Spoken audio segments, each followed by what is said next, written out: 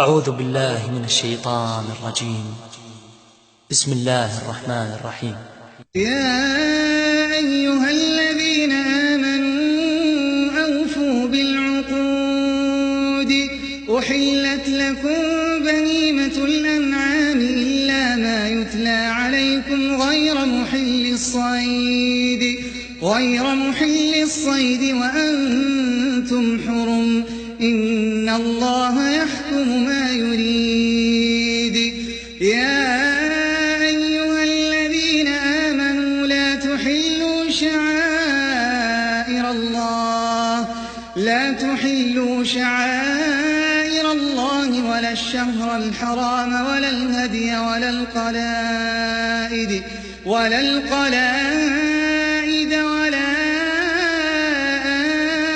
آمين البيت الحرام يبتغون فضلا من ربهم ورضوانا وإذا حللتم فاصطادوا ولا يجرمنكم شنآن قوم أن صدوكم عن المسجد الحرام أن تعتدوا وتعاونوا على البر والتقوى ولا تعاونوا على الإثم والعدوان واتقوا الله إن الله شديد العقاب. حرمت عليكم الميتة والدم ولحم الخنزير وما أهل لغير الله به والمنخنقة والموقوذة والمتردية والنطيحة وما أكل السبع إلا ما ذكيتم وما ذبح على النصب وأن تستقسموا بالأزلام ذلكم فسق. اليوم يئس الذين كفروا من دينكم فلا تخشوهم واخشون. اليوم أكملت لكم دينكم وأتممت عليكم نعمتي ورضيت لكم الإسلام دينا. فمن اضطر في مخمصة غير متجانف لإثم فإن الله غفور رحيم. يسألونك ماذا أحل لهم قل أحل لكم الطيبات وما علمتم من الجوارح مكلبين تعلمونهن مما علمكم الله فكلوا مما أمسكن عليكم واذكروا اسم الله عليه واتقوا الله إن الله سريع الحساب. اليوم أحل لكم الطيبات وطعام الذين أوتوا الكتاب حل لكم وطعامكم حل لهم والمحصنات من المؤمنات والمحصنات من الذين أوتوا الكتاب من قبلكم إذا آتيتموهن أجورهن محصنين غير مسافحين ولا متخذي أخدان. ومن يكفر بالإيمان فقد حبط عمله وهو في الآخرة من الخاسرين. يا أيها الذين آمنوا إذا قمتم إلى الصلاة فاغسلوا وجوهكم وأيديكم إلى المرافق وامسحوا برؤوسكم وأرجلكم إلى الكعبين وإن كنتم جنبا فاطهروا وإن كنتم مرضى أو على سفر أو جاء أحد منكم من الغائط أو لامستم النساء فلم تجدوا ماء فتيمموا صعيدا طيبا فامسحوا بوجوهكم وأيديكم منه ما يريد الله ليجعل عليكم من حرج ولكن يريد ليطهركم وليتم نعمته عليكم لعلكم تشكرون. واذكروا نعمة الله عليكم وميثاقه الذي واثقكم به إذ قلتم سمعنا وأطعنا واتقوا الله إن الله عليم بذات الصدور. يا أيها الذين آمنوا كونوا قوامين لله شهداء بالقسط ولا يجرمنكم شنآن قوم على ألا تعدلوا اعدلوا هو أقرب للتقوى واتقوا الله إن الله خبير بما تعملون. وعد الله الذين آمنوا وعملوا الصالحات لهم مغفرة وأجر عظيم. والذين كفروا وكذبوا بآياتنا أولئك أصحاب الجحيم. يا أيها الذين آمنوا اذكروا نعمة الله عليكم إذ هم قوم أن يبسطوا إليكم أيديهم فكف أيديهم عنكم واتقوا الله وعلى الله فليتوكل المؤمنون. ولقد أخذ الله ميثاق بني إسرائيل وبعثنا منهم 12 نقيبا وقال الله إني معكم لئن أقمتم الصلاة وآتيتم الزكاة وآمنتم برسلي وعزرتموهم وأقرضتم الله قرضا حسنا لأكفرن عنكم سيئاتكم ولأدخلنكم جنات تجري من تحتها الأنهار فمن كفر بعد ذلك منكم فقد ضل سواء السبيل. فبما نقضهم ميثاقهم لعناهم وجعلنا قلوبهم قاسية يحرفون الكلم عن مواضعه ونسوا حظا مما ذكروا به ولا تزال تطلع على خائنة منهم إلا قليلا منهم فاعف عنهم واصفح إن الله يحب المحسنين. ومن الذين قالوا إنا نصارى أخذنا ميثاقهم فنسوا حظا مما ذكروا به فأغرينا بينهم العداوة والبغضاء إلى يوم القيامة وسوف ينبئهم الله بما كانوا يصنعون. يا أهل الكتاب قد جاءكم رسولنا يبين لكم كثيرا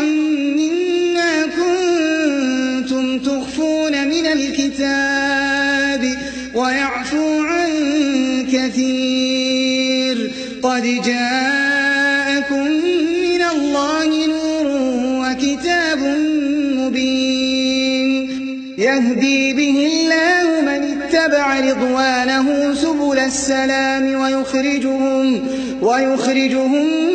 من الظلمات إلى النور بإذنه ويهديهم إلى صراط مستقيم. لقد كفر الذين قالوا إن الله هو المسيح المسيح ابن مريم قل فمن يملك من الله شيئا إن أراد أن يهلك المسيح ابن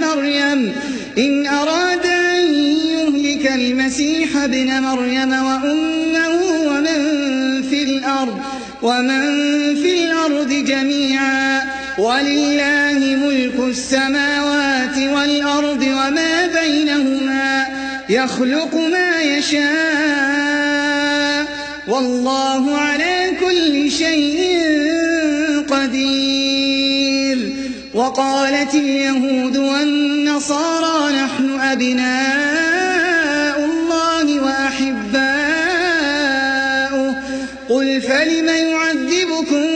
بذنوبكم بل أنتم بشر ممن خلق يغفر لمن يشاء ويعذب من يشاء ولله ملك السماوات والأرض وما بينهما وإليه المصير. يا أهل الكتاب قد جاءكم رسولنا يبين لكم على فترة من الرسل أن تقولوا ما جاءنا من بشير ولا نذير فقد جاءكم بشير ونذير والله على كل شيء قدير. وإذ قال موسى لقومه يا قوم اذكروا نعمة الله عليكم إذ جعل فيكم أنبياء وجعلكم ملوكا وآتاكم ما لم يؤت أحدا من العالمين. يا قوم ادخلوا الأرض المقدسة التي كتب الله لكم ولا ترتدوا على أدباركم فتنقلبوا خاسرين. قالوا يا موسى إن فيها قوما جبارين وإنا لن ندخلها حتى يخرجوا منها فإن يخرجوا منها فإنا داخلون. قال رجلان من الذين يخافون أنعم الله عليهم ادخلوا عليهم الباب فإذا دخلتموه فإنكم غالبون وعلى الله فتوكلوا إن كنتم مؤمنين. قالوا يا موسى إنا لن ندخلها أبدا ما داموا فيها فاذهب أنت وربك فقاتلا إنا هاهنا قاعدون. قال رب إني لا أملك إلا نفسي وأخي فافرق بيننا وبين القوم الفاسقين. قال فإنها محرمة عليهم 40 سنة يتيهون في الأرض فلا تأس على القوم الفاسقين.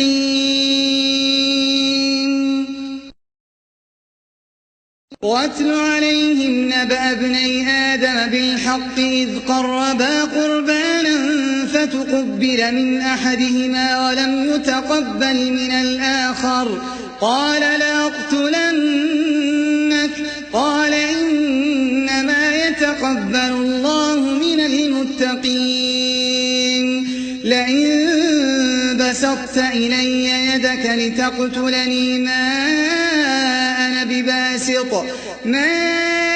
بباسط يدي إليك لأقتلك إني أخاف الله رب العالمين. إني أريد أن تبوء بإثمي وإثمك فتكون من أصحاب النار وذلك جزاء الظالمين. فطوعت له نفسه قتل أخيه فقتله فأصبح من الخاسرين. فبعث الله غرابا يبحث في الأرض ليريه كيف يواري سوءة أخيه قال يا ويلتى أعجزت أن أكون مثل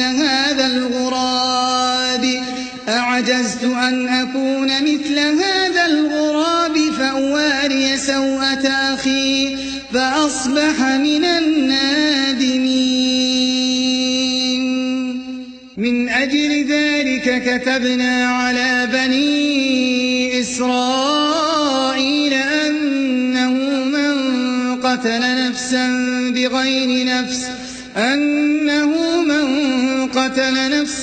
بغير نفس أو فساد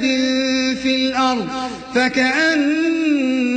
قتل الناس جميعا ومن أحياها فكأنما أحيا الناس جميعا ولقد جاءتهم رسلنا بالبينات ثم إن كثيرا منهم بعد ذلك في الأرض لمسرفون. إنما جزاء الذين يحاربون الله ورسوله ويسعون في الأرض فسادا أن يقتلوا أو يصلبوا أو تقطع أيديهم وأرجلهم من خلاف أو ينفوا من الأرض ذلك لهم خزي في الدنيا ولهم في الآخرة عذاب عظيم. إلا الذين تابوا من قبل أن تقدروا عليهم فاعلموا أن الله غفور رحيم. يا أيها الذين آمنوا اتقوا الله وابتغوا إليه الوسيلة وجاهدوا في سبيله لعلكم تفلحون. إن الذين كفروا لو أن لهم ما في الأرض جميعا ومثله معه ليفتدوا به من عذاب يوم القيامة ما تقبل منهم ولهم عذاب أليم. يريدون أن يخرجوا من النار وما هم بخارجين منها ولهم عذاب مقيم. والسارق والسارقة فاقطعوا أيديهما جزاء بما كسبا نكالا من الله والله عزيز حكيم. فمن تاب من بعد ظلمه وأصلح فإن الله يتوب عليه إن الله غفور رحيم. ألم تعلم أن الله له ملك السماوات والأرض يعذب من يشاء ويغفر لمن يشاء والله على كل شيء قدير. يا أيها الرسول لا يحزنك الذين يسارعون في الكفر من الذين قالوا آمنا بأفواههم ولم تؤمن قلوبهم ومن الذين هادوا سماعون للكذب سماعون لقوم آخرين لم يأتوك يحرفون الكلم من بعد مواضعه يقولون إن أوتيتم هذا فخذوه وإن لم تؤتوه فاحذروا ومن يرد الله فتنته فلن تملك له من الله شيئا. أولئك الذين لم يرد الله أن يطهر قلوبهم لهم في الدنيا خزي ولهم في الآخرة عذاب عظيم سماعون للكذب أكالون للسحت فإن جاءوك فاحكم بينهم أو أعرض عنهم وإن تعرض عنهم فلن يضروك شيئا وإن حكمت فاحكم بينهم بالقسط إن الله يحب المقسطين وكيف يحكمونك وعندهم التوراة فيها حكم الله ثم يتولون من بعد ذلك وما أولئك بالمؤمنين إنا أنزلنا التوراة فيها هدى ونور يحكم بها النبيون الذين أسلموا للذين هادوا والربانيون والأحبار بما استحفظوا من كتاب الله وكانوا عليه شهداء فلا تخشوا الناس واخشوني ولا تشتروا بآياتي ثمنا قليلا ومن لم يحكم بما أنزل الله فأولئك هم الكافرون وكتبنا عليهم فيها أن النفس بالنفس والعين بالعين والأنف بالأنف والأذن بالأذن والسن بالسن والجروح قصاص فمن تصدق به فهو كفارة له ومن لم يحكم بما أنزل الله فأولئك هم الظالمون وقفينا على آثارهم بعيسى بن مريم مصدقا لما بين يديه من التوراة وآتيناه الإنجيل فيه هدى ونور ومصدقا لما بين يديه من التوراة وهدى وموعظة للمتقين وليحكم أهل الإنجيل بما أنزل الله فيه ومن لم يحكم بما أنزل الله فأولئك هم الفاسقون وأنزلنا إليك الكتاب بالحق مصدقا لما بين يديه من الكتاب ومهيمنا عليه فاحكم بينهم بما أنزل الله ولا تتبع أهواءهم عما جاءك من الحق لكل جعلنا منكم شرعة ومنهاجا ولو شاء الله لجعلكم أمة واحدة ولكن ليبلوكم فيما آتاكم فاستبقوا الخيرات إلى الله مرجعكم جميعا فينبئكم بما كنتم فيه تختلفون وأن احكم بينهم بما أنزل الله ولا تتبع أهواءهم واحذرهم أن يفتنوك عن بعض ما أنزل الله إليك فإن تولوا فاعلم أنما يريد الله أن يصيبهم ببعض ذنوبهم وإن كثيرا من الناس لفاسقون أفحكم الجاهلية يبغون ومن أحسن من الله حكما لقوم يوقنون يا أيها الذين آمنوا لا تتخذوا اليهود والنصارى أولياء بعضهم أولياء بعض ومن يتولهم منكم فإنه منهم إن الله لا يهدي القوم الظالمين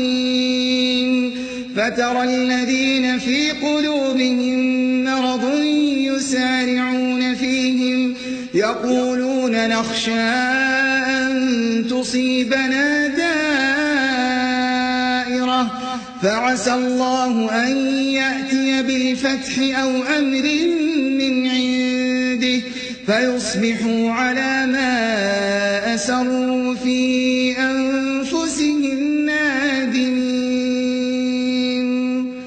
ويقول الذين آمنوا أهؤلاء الذين أقسموا بالله جهد أيمانهم إنهم لمعكم حبطت أعمالهم فأصبحوا خاسرين يا أيها الذين آمنوا من يرتد منكم عن دينه فسوف يأتي الله بقوم يحبهم ويحبونه أذلة على المؤمنين أعزة على الكافرين يجاهدون في سبيل الله ولا يخافون لومة لائم ذلك فضل الله يؤتيه من يشاء والله واسع عليم إنما وليكم الله ورسوله والذين آمنوا الذين يقيمون الصلاة ويؤتون الزكاة وهم راكعون ومن يتول الله ورسوله والذين آمنوا فإن حزب الله هم الغالبون يا أيها الذين آمنوا لا تتخذوا الذين اتخذوا دينكم هزوا ولعبا من الذين أوتوا الكتاب من قبلكم والكفار أولياء واتقوا الله إن كنتم مؤمنين وإذا ناديتم إلى الصلاة اتخذوها هزوا ولعبا ذلك بأنهم قوم لا يعقلون قل يا أهل الكتاب هل تنقمون منا إلا أن آمنا بالله وما أنزل إلينا وما أنزل من قبل وأن أكثركم فاسقون قل هل أنبئكم بشر من ذلك مثوبة عند الله من لعنه الله وغضب عليه وجعل منهم القردة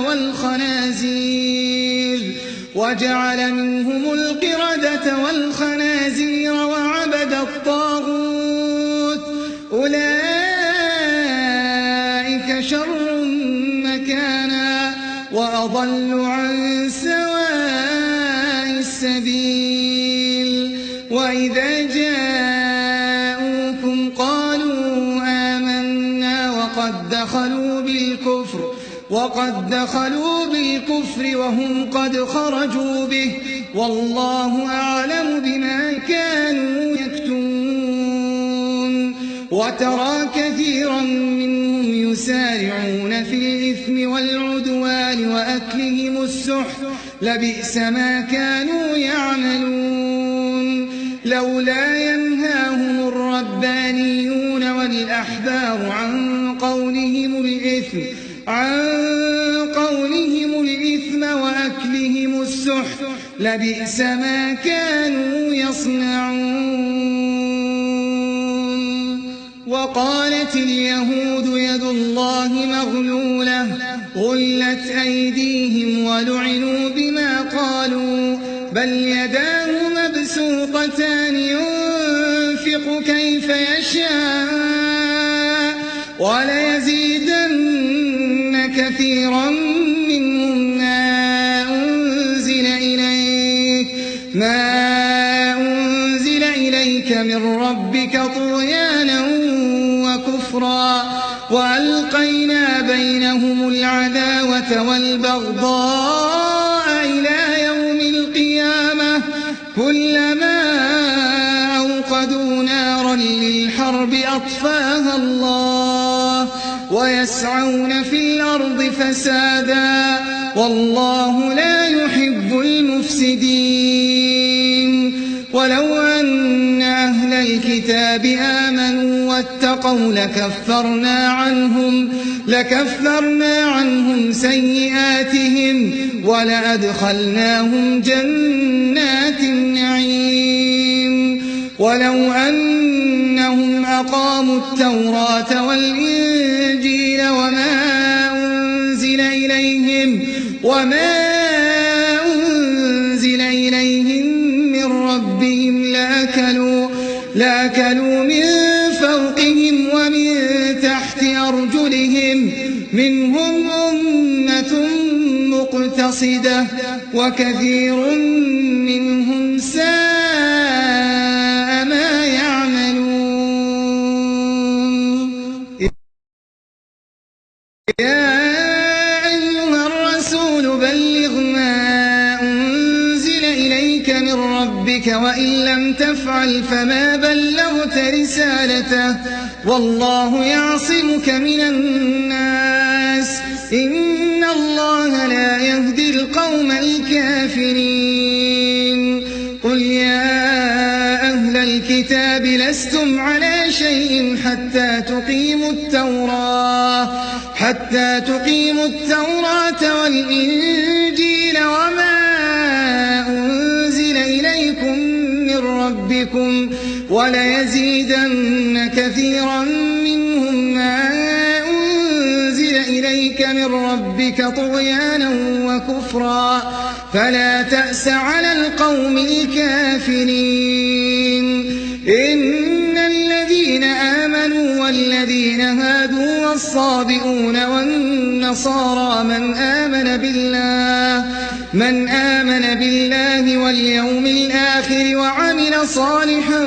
فلا خوف عليهم ولا هم يحزنون لقد أخذنا ميثاق بني إسرائيل وأرسلنا إليهم رسلا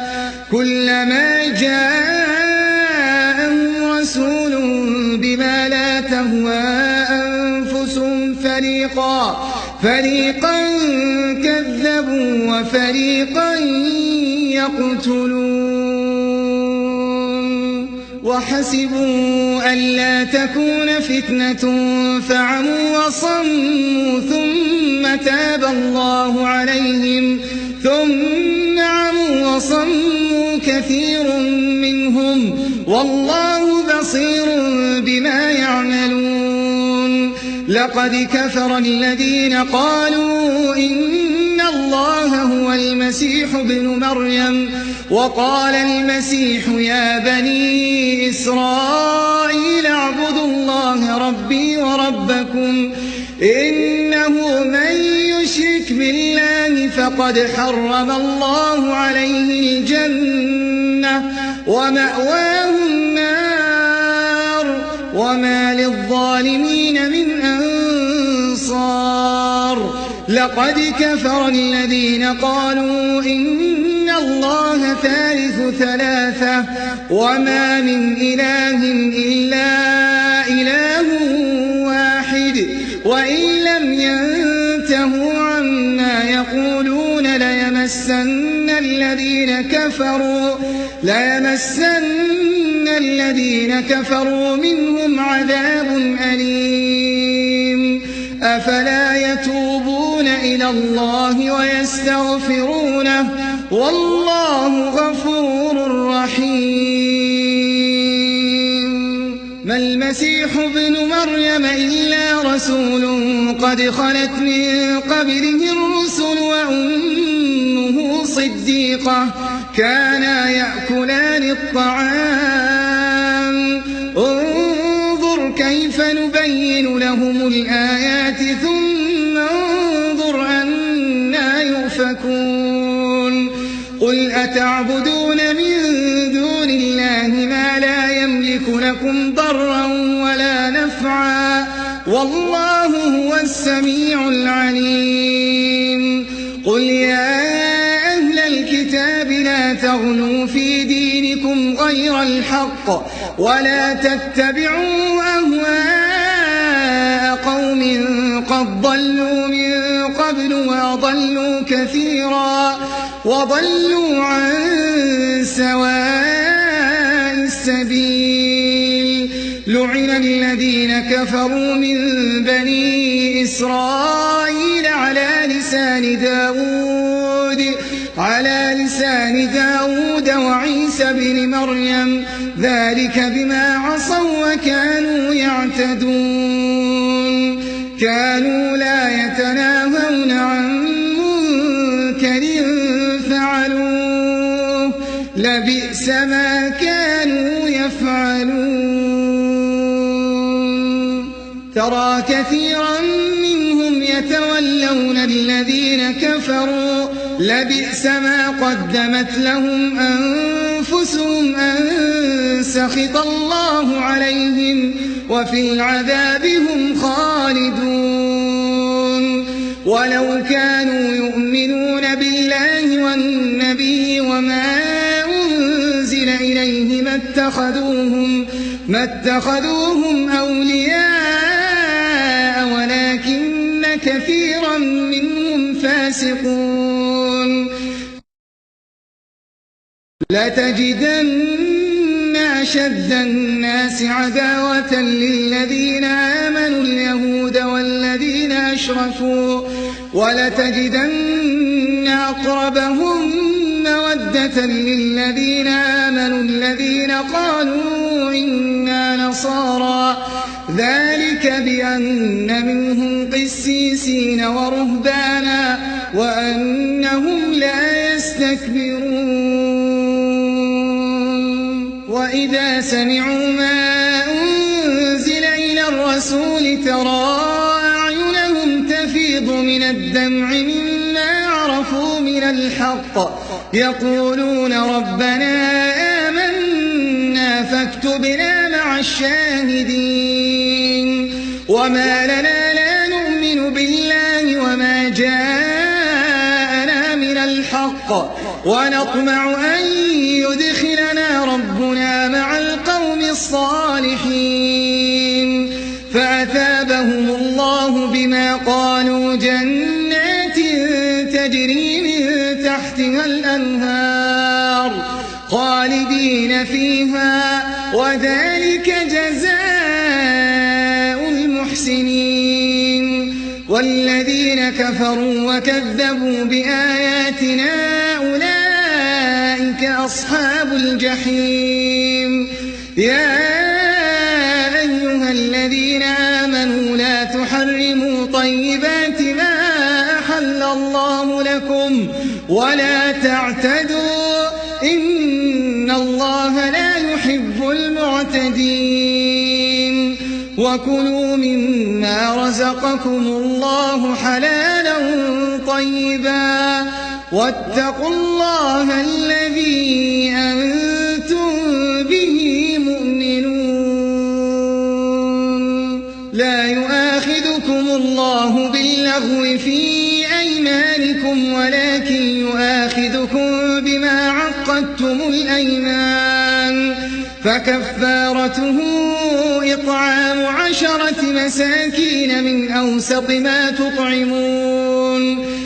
أوسط ما تطعمون أهليكم أو كسوتهم أو تحرير رقبة،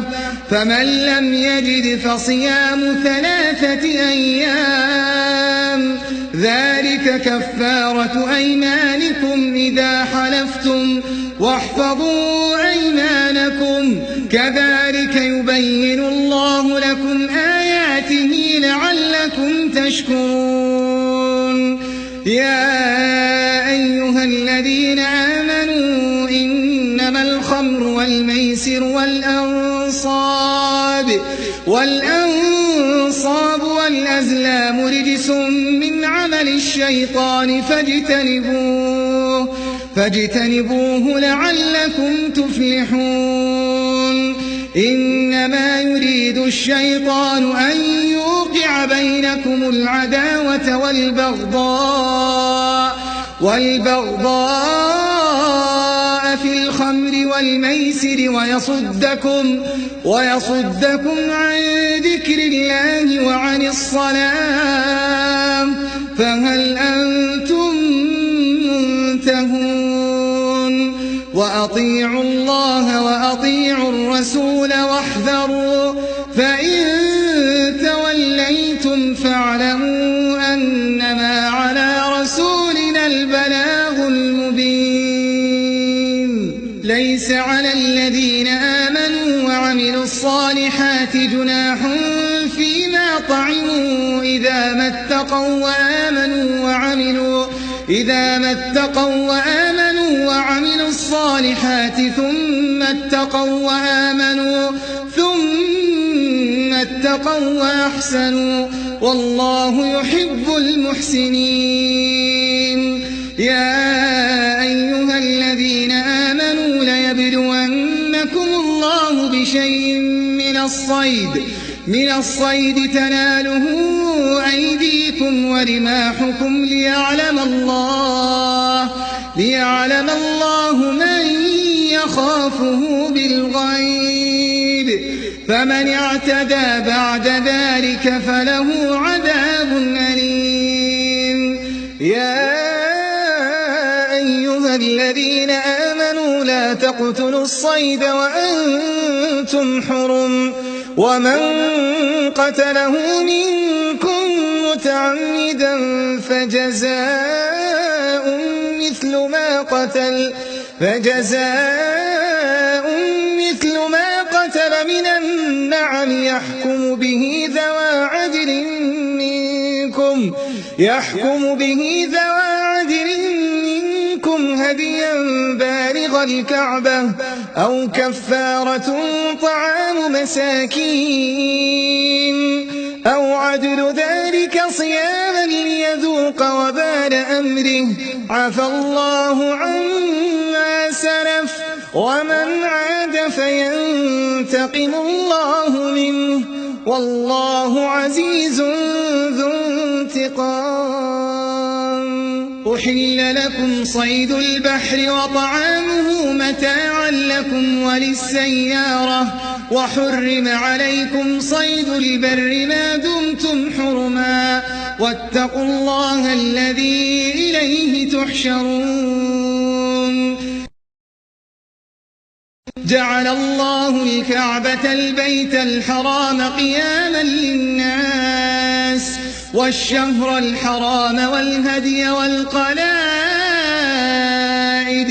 ذلك لتعلموا أن الله يعلم ما في السماوات وما في الأرض، وأن الله بكل شيء عليم. اعلموا أن الله شديد العقاب،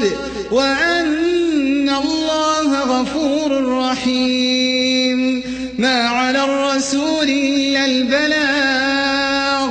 والله يعلم ما تبدون وما تكتمون. قل لا يستوي الخبيث والطيب ولو أعجبك كثرة الخبيث، فاتقوا الله يا أولي الألباب لعلكم تفلحون.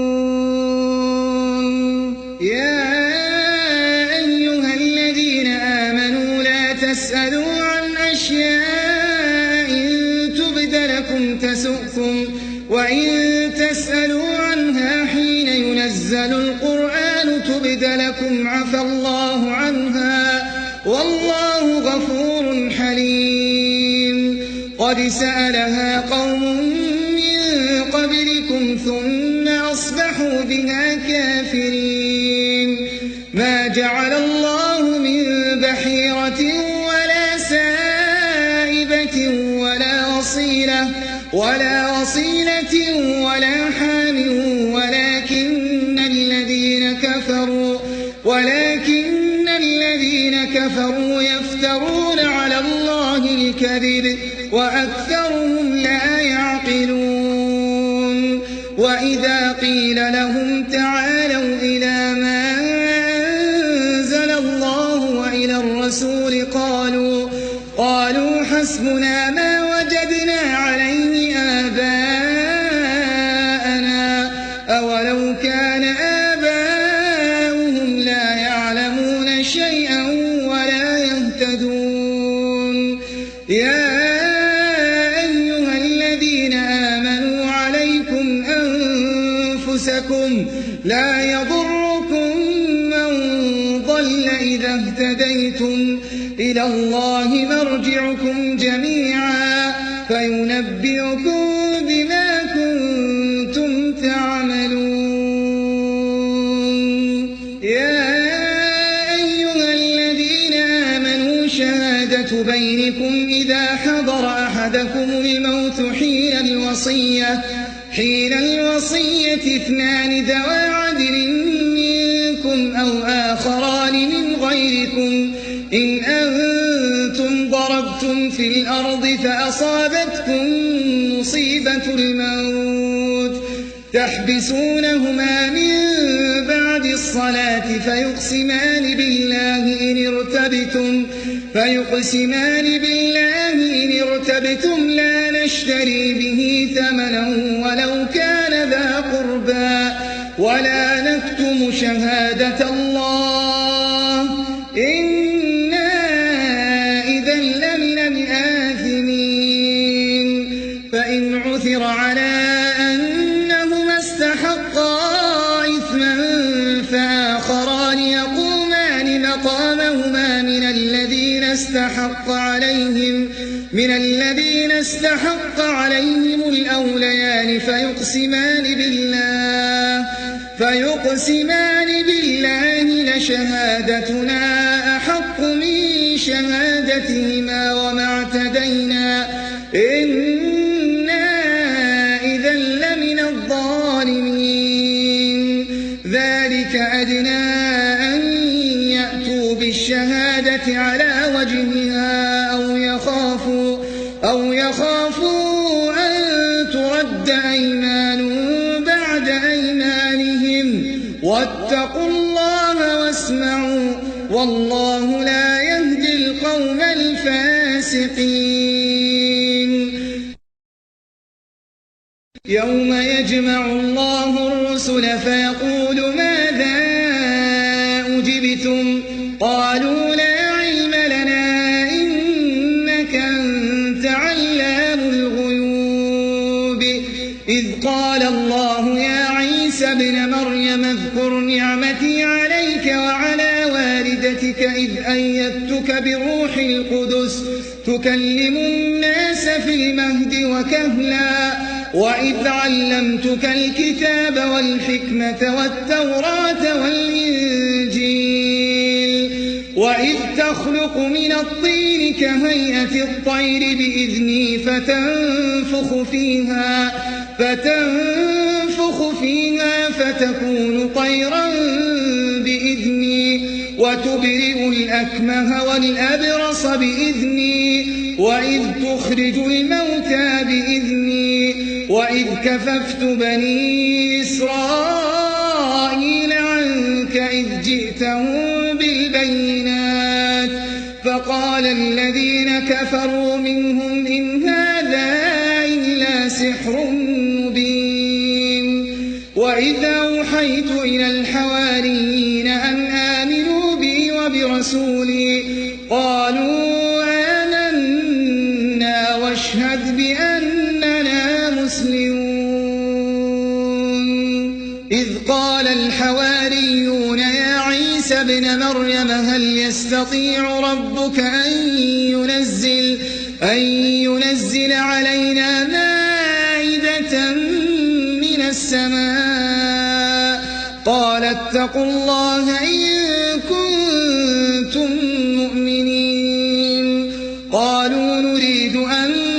نأكل منها وتطمئن قلوبنا ونعلم أن قد صدقتنا ونكون عليها من الشاهدين قال عيسى ابن مريم اللهم ربنا أنزل علينا مائدة من السماء تكون